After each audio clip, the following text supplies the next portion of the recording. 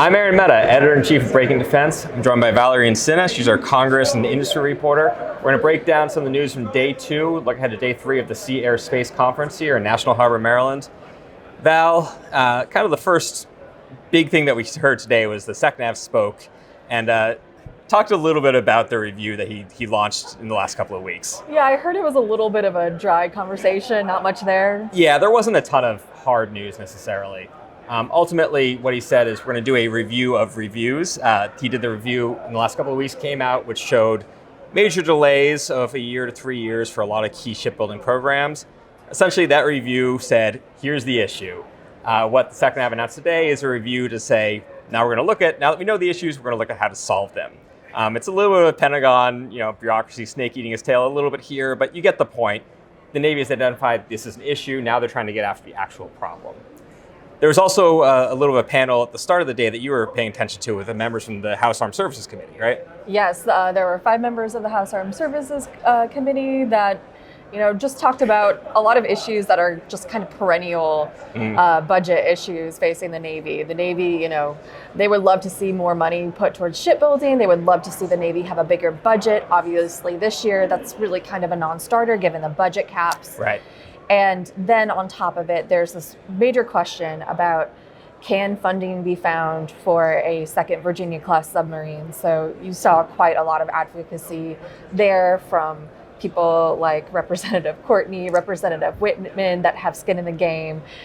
So that will continue to be a big thread, especially going in tomorrow. We're going to be having Navy leaders on the Hill for their first big posture hearing in front of the House Appropriations Committee. Yeah, so that's, obviously there's going to be news here at the conference, but in some ways the biggest news is going to be coming from across into DC from where we are here in National Harbor, because you're going to have Navy leaders up there giving their testimony, the first kind of posture hearing they're doing since the budget request came out. What are you going to be keeping an eye out for? Well, this is kind of the big first test to see how the Navy's priorities and messaging is going to be received on the Hill. Typically, appropriators are a little bit milder of an audience than what you would see on the Armed Services Committees. But, for me, again, the big question is going to be, do we see appropriators take up, that same call for a second Virginia-class submarine that we see on the authorizer side? There have been quite a lot of people on the House and Senate Armed Services Committees that have said, we've got to find the money for this. Yeah. And they can say that all they want, but it's the appropriators that get to actually make those calls. So I think that will be a major question tomorrow. And if not that, then what is the big rallying cry for appropriators this year? Yeah, and we know appropriators always love to remind authorizers that they actually control the bags of money. And so sometimes we do see some butting of heads there with the authorizers one thing, the appropriators say another. That's always fun to track. Obviously, Val will be keeping on top of that. And we'll be keeping here for the next day, covering the day 3 of the conference here. A lot of stuff going up on the site, stories going up as we record this right now.